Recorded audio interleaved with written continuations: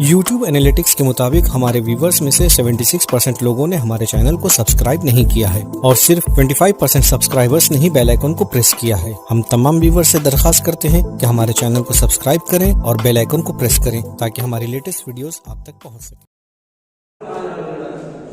مالک کائنات، مالک ارض و سما، وہ خالق کہ جس نے بشریت کی زندگی کو نظم دینے کے لیے مسلسل ہادیان برحق کا سلسلہ شروع کیا، اور یہ سلسلہ اس نے کسی بھی لمحے کسی بھی وقت منقطع نہ کیا، کیونکہ اگر یہ سلسلہ، اگر یہ امامت و نبوت کا سلسلہ منقطع ہو جائے تو بشریت ہلاک و برباد ہو جائے۔ آج بشریت کو جو سب سے زیادہ جس چیز کی اہمیت ہے، اس پر غور و فکر کرنا ہے کہ حتماً اس پر عمل کیا جائے، وہ نظم اور تقوی الہی ہے۔ جب تک ہمارے درمیان نظم اور تقوی الہی رہے گا، ہم کامیاب بھی رہیں گے، باعزت بھی رہیں گے، کیونکہ حکم یہی ہے، اوصیکم بتقوی اللہ و نظم امورکم، اپنے امور کو منظم کرو، تقوی الہی اختیار کرو۔ یہ چیزیں یقیناً بہت ہی اہمیت کی حامل ہیں۔ اگر انسانی زندگی میں نظم نہ پائی جائے تو نظام بشریت تباہ و برباد ہو جائے گا، کیونکہ نظام بشریت کی بقا کے لیے ضروری ہے کچھ قوانین ایسے وضع کیے جائیں جس کے ذریعے سے یہ بشریت باقی رہ سکے۔ اگر اس بشریت کو، اس نظام کو، اس انسانی قافلے کو ہمیں آخر تک پہنچانا ہے تو لازم ہے ہم وہ تمام قوانین جو اس نظام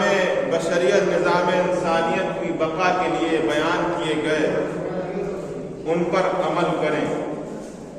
کیونکہ شریعت کا یہ قانون ہے۔ شریعت نے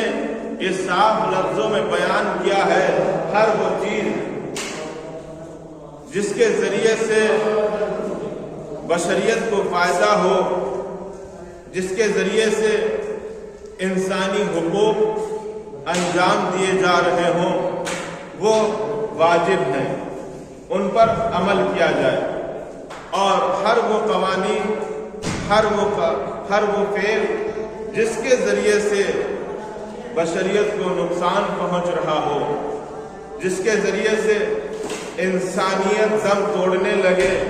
تو واجب ہے ان سے اجتناب کیا جائے، ان سے دوری اختیار کی جائے۔ آج ہمارا معاشرہ، یہ بشریت کا قافلہ، یہ انسانیت کا قافلہ جو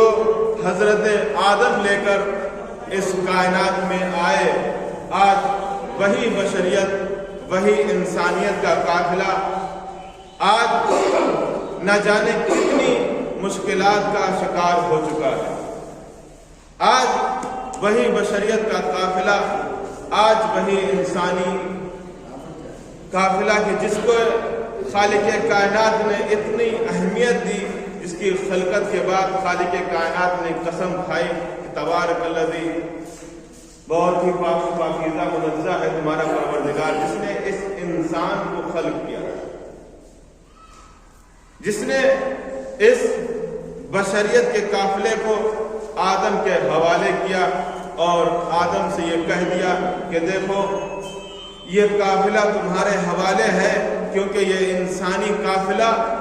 اگر یہ قوانین کا رعایت کرتا رہے گا، اگر یہ بتائے ہوئے تمام قوانین کہ جس پر عمل کرنے سے بشریت کا فائدہ ہوگا، اگر اس پر یہ چلتا رہے گا تو یہ دنیا میں بھی کامیاب رہے گا اور آخرت میں بھی کامیاب رہے گا۔ کیونکہ اللہ نے جتنی بھی مخلوقات خلق کی ہیں اس کائنات میں، کسی کے لیے اتنے قانون، اتنے نبیوں کا سلسلہ، اتنا سمجھانا یہ کرو یہ نہ کرو، یہ فعل انجام دو، اس فعل سے دوری اختیار کرو، یہ سارے قوانین صرف اور صرف اس نے انسانوں کے لیے وضع کیے۔ صرف یہ انسانی قافلے کے لیے اس نے نہ جانے کتنے قانون بنا دیے، اور یہ قانونوں کا بنانا، یہ بشریت کی بقا کے لیے یہ اتنے نبیوں کا بھیجنا، اتنی کتابوں کا بھیجنا، اتنی سفارشیں کرنا، ہر نبی سے یہ سفارش کرنا، اپنی امت سے کہنا یہ فعل انجام دیں، اس سے دوری اختیار کریں، یہ کریں یہ نہ کریں۔ کیوں؟ یہ ہم اس کائنات میں ہی دیکھ سکتے ہیں، ہم اپنی روزمرہ کی زندگی میں ہی دیکھ سکتے ہیں، انسان بھی اسی کے لیے قانون بناتا ہے جس سے وہ زیادہ محبت کرتا ہے۔ اگر انسان کسی سے محبت نہ کرے، اگر وہ کوئی الٹا سیدھا فعل انجام دے رہا ہو تو کوئی روکنے والا اسے نہیں ہوگا، کوئی بھی اسے نہیں روکے گا یہ فعل انجام نہ دو۔ اگر کوئی ہمارا دشمن ہے، ہمارے سامنے ہی ایک غلط فعل انجام دے رہا ہے، نشہ کر رہا ہے، کسی کے اوپر ظلم کر رہا ہے، تو ہم دیکھ کر خوش ہو جائیں گے۔ لیکن ہم جس سے محبت کرتے ہیں، اگر وہی الٹا سیدھا فعل انجام دے، نشہ کرے یا کسی پر ظلم کرے، زیادتی کرے، تو ہم فوراً کہتے ہیں خبردار ایسا فعل انجام نہ دینا، یہ نہ کرنا، خبردار فلاں کے ساتھ نہ رہنا، خبردار فلاں چیز کو نہ اٹھانا۔ کیوں؟ کہ اس لیے کیونکہ یہ بشریت کا تقاضا ہے، اگر تم کمال چاہتے تو ان کو چھوڑ دو۔ یہ انسانی فطرت میں بھی پایا جاتا ہے کہ ان چیزوں سے دوری اختیار کی جائے۔ تو خالق کائنات کہ جس نے اس انسان کو خلق کیا، جس نے اتنے ناز و نخرے انسان کے برداشت کیے، جس نے برابر مسلسل نبیوں کو بھیجا، آدم کو بھیجا، میرے حبیب میرے نبی جاؤ، یہ بشریت کا قافلہ تمہارے حوالے۔ یہی بشریت کا قافلہ جناب نوح کے حوالے جب ہوا، جب یہی انسانی بشریت کا قافلہ جب اس دور میں پہنچا تو اس نے اپنی طغیانیاں دکھانا شروع کی، اس نے اپنے آپ کو تمام ہی مخلوقات سے سب سے بدتر، سب سے زیادہ خورے، سب سے زیادہ فسادی اپنے آپ کو رونما کیا۔ تو خالق کائنات کہ جس کو اتنی محبت ہے انسانیت سے، اس نے فوراً جناب نوح سے یہ اعلان کر دیا، میرے حبیب میرے نبی اتنی محنتیں تم کر چکے ہو، یہ سدھرنے والے نہیں ہیں، اب ہم اس بشریت کے قافلے کو پھر سے سدھاریں گے، اب ہم عذاب بھیجیں گے، اب ہم صرف انہی کو بچائیں گے کہ جنہوں نے ہمارے قانون پر عمل کیا، اب ہم صرف انہی کو بچائیں گے کہ جنہوں نے ہمارے نبی کے بتائے ہوئے راستے پر عمل کیا، اب ہم صرف انہی کو بچائیں گے جنہوں نے بشریت پہ ظلم نہیں کیا، اب ہم صرف انہی کو بچائیں گے جو دنیا میں یہ چاہتے تھے عدل و انصاف کی حکومت قائم ہو۔ بقیہ تمام بشریت نوح کے زمانے میں آتے آتے صرف وہی اتنے ہی نفر باقی بچے کہ جتنے کشتی میں آ سکے، بقیہ ساری بشریت غرق فنا ہو گئی۔ اور اتفاق یہ بھی ہے کہ صرف اور صرف وہی لوگ غرق نہیں ہوئے، صرف وہی لوگ ہلاک نہیں ہوئے کہ جو صرف گناہ کر رہے تھے، بلکہ وہ لوگ بھی ہلاک و برباد ہوئے کہ جو ان گناہوں پر خاموش تھے، وہ لوگ بھی ہلاک ہوئے جو دوسروں کو گناہ دیکھ رہے تھے اور خاموش تھے، خوش ہو رہے تھے کہ فلاں نے یہ فعل انجام دیا، بہت اچھا کیا، فلاں کی لڑائی ہو گئی بہت اچھا ہوا، فلاں نے فلاں پر ظلم کیا بہت اچھا ہوا، وہ سب خلاف ہوئے۔ بشریت کی تاریخ ہمارے سامنے موجود ہے۔ یہ بشریت کا قافلہ یہ پاک ہو کر گناہوں کے جب آلودہ ہو کر یہ جناب نوح نے اس میں سے صرف انہی کو بچایا جنہوں نے جناب نوح پر عمل کیا، جناب نوح کی بتائی ہوئی شریعت پر، ان کے بتائے ہوئے قوانین پر عمل کیا، وہ باقی بچے، باقی سب ہلاک و برباد ہوئے۔ اس کے بعد یہ قافلہ رواں دواں چلتا رہا۔ ہر نبی کے زمانے میں یہ قافلہ پہنچتا رہا، نبی لوگوں کو وصیتیں کرتے رہے، بیان کرتے رہے کہ دیکھو اگر اپنے کو بچانا ہے تو ان چیزوں پر عمل کرو، چاہے وہ قوم عاد ہو، قوم سمود ہو، سب کے اوپر عذاب الہی آتے رہے۔ جب بھی نظام بشریت میں خلل واقع ہوا، خالق کائنات نے اپنے نبی کو ہوشیار کیا، اپنے نبی کو آگاہ کیا، اپنی قوم کو سے کہہ دیجئے اگر یہ سدھرنے والے نہیں ہیں تو ان کے لیے عذاب الہی آئے گا۔ بہت توجہ، یہی بشریت کا قافلہ جب جناب صالح کے زمانے تک پہنچا، بشریت نے پھر اپنی طغیانی دکھانا شروع کر دی، ظلم و فساد اور بریت، دوسروں کا حق غصب کرنا، لوگوں پر ظلم کرنا۔ جب یہ عام ہو گیا، اب یہاں کے اوپر نبی تو خاموش ہے، یہ چاہتا ہے کہ کیسے بھی میری امت یہ قوم سدھر جائے۔ نبی بھی اتنی آسانی سے اپنے ہاتھوں کو بلند نہیں کرتا، معبود اب اس قوم کو ہلاک کر دے۔ کیوں؟ نبیوں نے بھی اس امت کے لیے نہ جانے کتنی محنتیں کی ہیں، کتنی زحمتیں برداشت کی ہیں، جب یہ انسانی قافلہ یہاں تک پہنچا ہے۔ جب جناب صالح کے زمانے میں یہ قافلہ پہنچا اور بشریت نے نظام خالق کے خلاف عمل کرنا شروع کیا اور نبی کو اذیتیں دینا شروع کر دی، اتنی اذیتیں کہ نبی زخمی ہو کر گھر پر واپس آ رہے ہیں، فرشتہ آ کر ان کو شفا دے رہا ہے۔ جب یہ حد سے زیادہ تجاوز کر چکے تو نبی نے کہا کہ دیکھو تم اپنے تمام ماننے والوں کے ساتھ آؤ بارگاہ اپنے خدا کی بارگاہ میں، اور ہم اپنے خالق کی بارگاہ میں آتے ہیں۔ اگر تمہارے خداؤں نے تمہاری دعا قبول کر لی تو ٹھیک ہے، تم حق پر ہو، لیکن اگر ہمارے خدا نے دعا قبول کی تو پھر تمہیں اسلام قبول کرنا پڑے گا۔ تیار ہوئے، قوم میدان میں آئی، عید کا دن انتخاب ہوا، سب کے سب میدان میں آ گئے۔ اب ان لوگوں نے اپنے علماء میں سے 40 نفر کا انتخاب کیا کہ جاؤ اور یہ جو ہمارے خدا ہیں جن کی ہم عبادت کرتے ہیں ان سے دعا کرو، ہماری دعا سنیں۔ سب اپنے بنائے ہوئے خداؤں کے سامنے پرستش میں مشغول ہوئے، دعائیں کی، لیکن کچھ نہ ہوا۔ واپس آئے، کہا ہمیں تھوڑی مہلت چاہیے، ہم اپنے خداؤں کو تھوڑا سمجھا لیں۔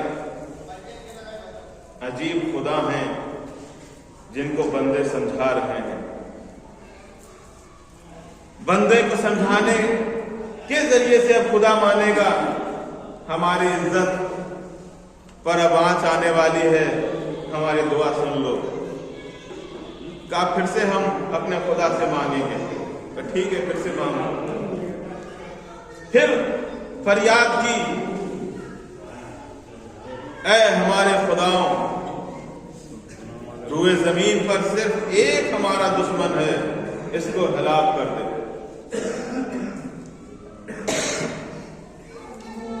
کوئی آواز نہ آئی۔ اس کے بعد جناب صالح نے کہا ٹھیک ہے تم دعائیں کر چکے، اب ہم دعا کریں گے، بتاؤ تمہیں کیا چاہیے؟ تمہارا وقت تمام ہوا، اب ہماری نوبت ہے، ہم دعا کریں گے، تم بتاؤ۔ اب ان 40 علماء نے مل کر مشورہ کیا کہ ٹھیک ہے، ہم جب آپ کو سچا مانیں گے کہ آپ خدا کے نبی ہیں، یہ سامنے جو پہاڑ ہے اس میں سے اونٹنی برآمد ہو، اور ایسے ہی اونٹنی نہ آئے بلکہ اس کے ساتھ بچہ بھی ہو جو چند دن کا ہو۔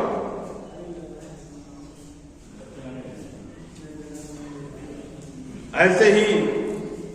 نہیں، دعا کریں ہمارے لیے یہ معجزہ ظاہر ہو۔ کتنے کم ظرف ہیں، کتنی عقل کم ہے ایک نبی خدا کی جس کے اختیار میں خالق نے سب کچھ دے دیا، اور وہ یہ چھوٹی چھوٹی سی چیزوں کا مطالبہ۔ ایک عیسائی مورخ لکھتا ہے کہ مجھے تعجب ہوتا ہے مسلمانوں کے درمیان ایسا نبی آیا کہ جس کے اختیار میں سب کچھ تھا، مسلمانوں کے درمیان میں ایسے اس نبی کے جانشین آئے جس کے اختیار میں کل کائنات تھی، اور لیکن اس سے سوال کیا کرتے تھے؟ میرے سر میں بال کتنے ہیں؟ اس سے سوال یہ کرتے تھے کہ یہ بتاؤ کہ آج ہم نے کیا کھایا ہے؟ اگر یہ نبی ایسے جانشین ہمارے پاس ہوتے تو ہم آج پوری دنیا پر حکومت کرتے۔ افسوس ہمارے پاس ہوتے ہوئے ہم عمل نہیں کر پا رہے۔ کتنی تعجب کی بات ہے اس قوم پر، یہ ساری چیزیں ہوتے ہوئے ہم ان سے پیچھے ہیں۔ بہرحال کیا دعا کیجئے، اس سامنے پہاڑ سے ناقہ برآمد ہو اور اس کے ساتھ بچہ بھی ہو۔ کہا ٹھیک ہے دعا کریں گے، لیکن یاد رکھنا اگر اس کو کسی نے بھی اذیت کی، کسی نے بھی اس کو پریشان کیا، کسی نے اس کا قتل کیا تو قوم ہلاک ہو جائے گی، پھر کوئی نہیں بچے گا، پھر کوئی بچنے والا اس کائنات میں نہیں ہے۔ کہ ٹھیک ہے، نبی خدا نے دعا کی، پہاڑ سے ناقہ برآمد ہوا، اس کے ساتھ اس کا بچہ۔ اب قانون، نظام بشریت کو بچانا ہے تو خالق نے پھر قانون بنا دیا کہ ٹھیک ہے تم نے مطالبہ کیا، ہم نے تمہاری دعا قبول کی، لیکن اب یہاں پر یہ قانون ہے، اب جو اونٹ آ تو گیا ہے، لیکن اس کے آنے کی شرط یہ ہے اب ایک دن یہ پانی پیے گا، ایک دن تم لوگ پانی پیے گا، ایک دن تمہارے لیے، ایک دن اس کے لیے۔ اب اگر تم بچنا چاہتے ہو